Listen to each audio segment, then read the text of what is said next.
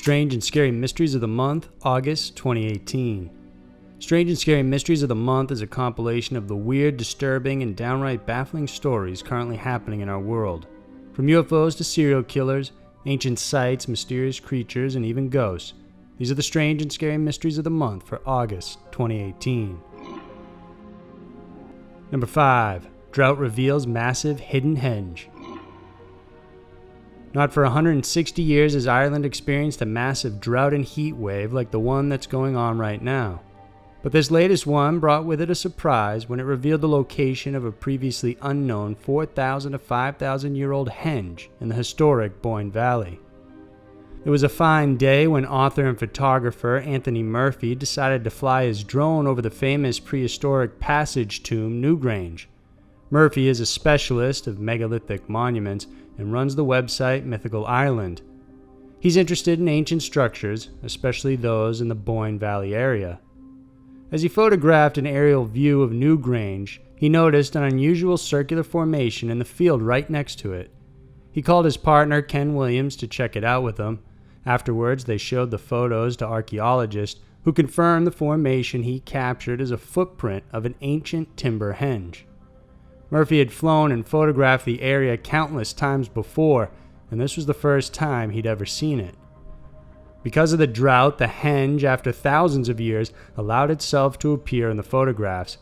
Ancient timber henges were often made with large posts crafted from whole tree trunks. These were then erected in post holes or pits. As time passes, the timber would rot away and the holes would fill in with organic materials. This leaves behind a footprint, which archaeologists can find in the soil samples. In this case, because of the drought, the filled-in holes ended up retaining more moisture compared to the surrounding area. Hence, they looked greener and more prominent when photographed. During regular weather, you won't see the difference between the two, but in a drought, they allowed a ghost outline of the structure to show up, but only from an aerial perspective. They're difficult to detect when on the ground. Nevertheless, it's a unique and celebrated find. The area of Boyne Valley is dubbed as a Neolithic graveyard because of the promising ancient structures uncovered in the region. The main attraction here is the Newgrange Passage tomb, which is visited by hundreds of tourists every single day. It was built 1,000 years prior to the Stonehenge monument in England and 400 years before the building of the Giza pyramid in Egypt. As for the drone henge, it currently sits on private land and further technical analysis still needs to be done to study it further. Murphy adds that discovering the henge was a little bit of a miracle. The drought and the technology of a drone, plus the fact it sat on a grain field instead of grass, allowed for it to become visible. If not for those circumstances, he said, they would never have found it. Number 4. Lucy Letby. For more than a year, police have been investigating the deaths of 17 babies and possibly harm inflicted on 15 others at Countess of Chester Hospital in Chester, England. The investigation was called on by the hospital in May of 2017 after they noticed a higher than expected mortality rate of premature babies and infants between March 2015 and July of 2016.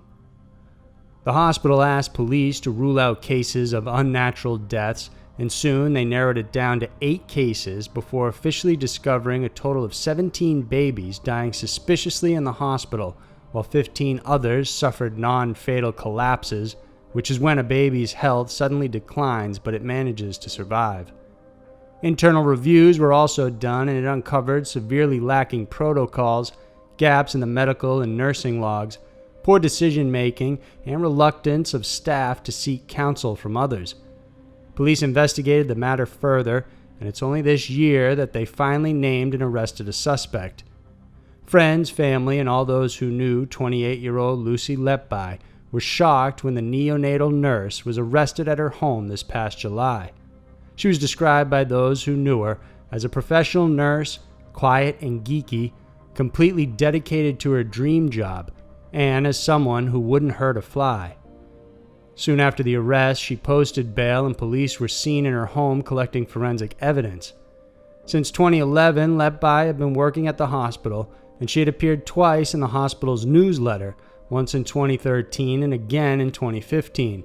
The former spoke about her role in the unit, while in the latter, how she was among the nurses that raised £1.5 million to help create a new baby unit at the hospital. For now, the investigation is ongoing. The police have yet to provide any more information about the case and what exactly led them to Letby. If indeed proven it was by her hands that the babies died, then she will be considered one of the most brutal child killers England has ever seen. Number 3. Liquid Lake on Mars. There's liquid water hiding on Mars after all. That's the good news brought by scientists this past month when they announced they found a body of water lying less than a mile underneath Mars' south pole. For decades, scientists have been wondering whether liquid water was actually present on the Martian landscape, since having water could mean the possibility of extraterrestrial life. This finding was first released in the journal Science by a team of researchers led by Dr. Roberto Rossi from the National Institute of Astrophysics in Rome. He said a vast reservoir of water underneath the Martian South Pole has been found. It could possibly be a subglacial lake, just like the ones here on Earth. Using the Mars Advanced Radar for Subsurface and Ionosphere Instrument, the team collected data from May of 2012 to December of 2015. The instrument worked by sending 29 sets of radar pulses down into the surface. Its reflections were analyzed and came up almost identical to those taken from lakes of liquid water underneath Antarctica and Greenland here on Earth. Studying it further, the data showed that approximately 1.5 kilometers, or 0.9 miles from the South Pole surface, in an area called Planum Austral, was a source of liquid water spanning about 12 miles. They're not sure how deep exactly it is, but said it's at least several centimeters. While the team is optimistic it could be a stepping stone in discovering potential extraterrestrial life, they also admit they have no idea what type of water it is. In Earth, for instance, the subglacial lakes can reach up to minus 60 degrees Celsius, but in Mars it's thought to drop to as much as minus 68 degrees Celsius. For the water to remain in its liquid form at such extreme temperatures, it must be filled with salts. Items like calcium, magnesium, and sodium, and a high salinity content in water is detrimental to organic life. Yet scientists are still hopeful, even though going to the area and drilling to check may prove to be a huge undertaking.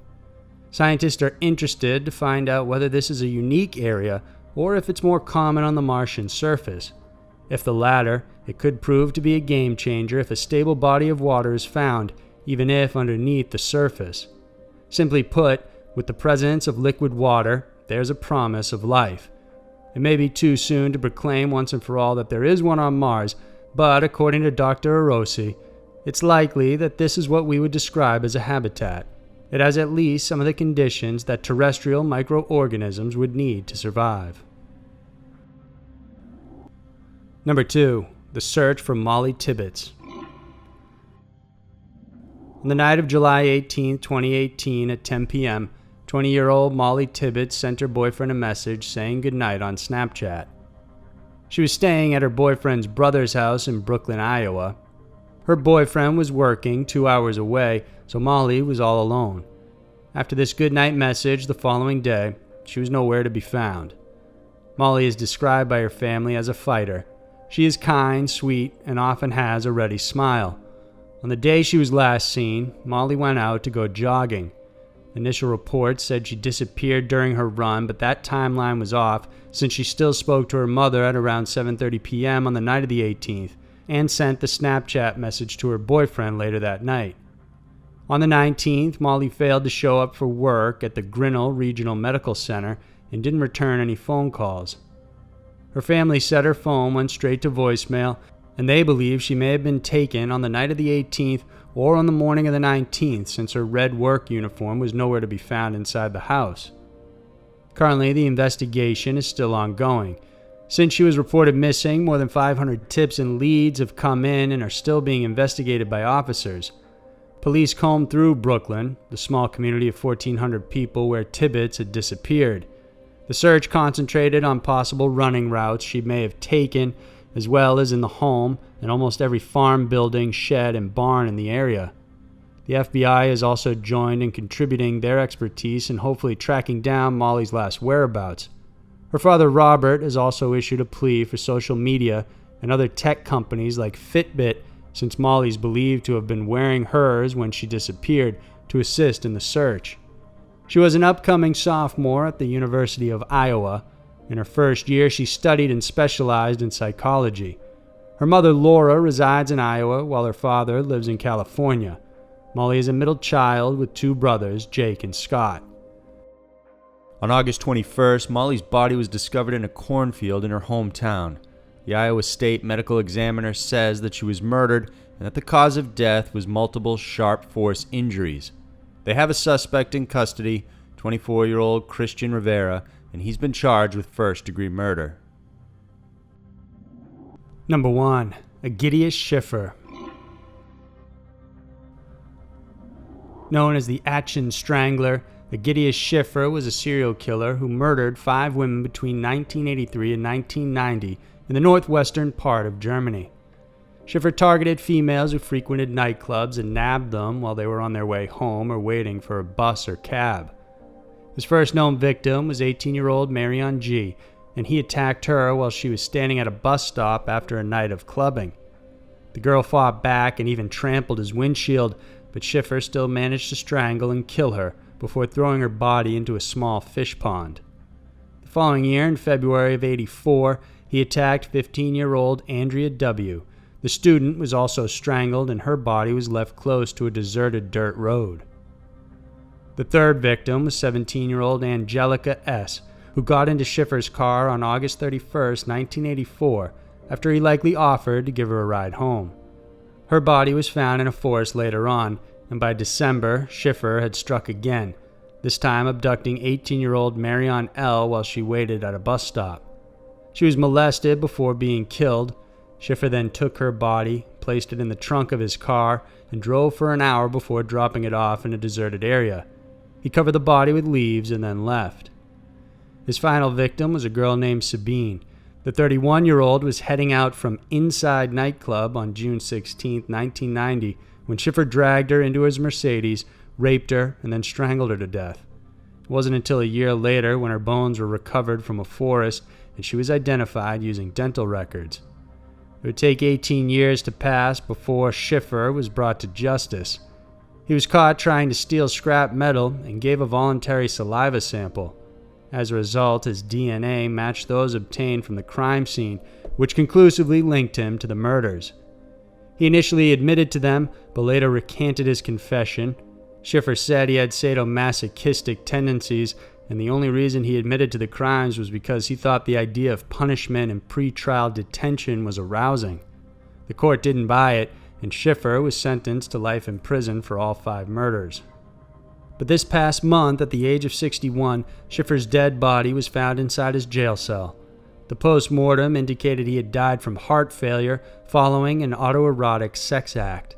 He had apparently removed the cable from a bedside table lamp, wound it around his nipples and his genitals, and stuck the end into a power socket. When the guards found him, they said he was still hooked on to the live electricity. Police aren't suspecting foul play and believe it was an accident, simply a jailhouse sex act gone wrong. So they were the strange and scary mysteries for August 2018. Every day we encounter strange and mysterious stories that most of us don't know what to make of. These are just a handful, but there's still so much more to discover. If you enjoyed this video, then please do subscribe to our channel, because every Wednesday and Saturday we're putting out new videos for you to check out. Thanks for tuning in, and we'll see you soon.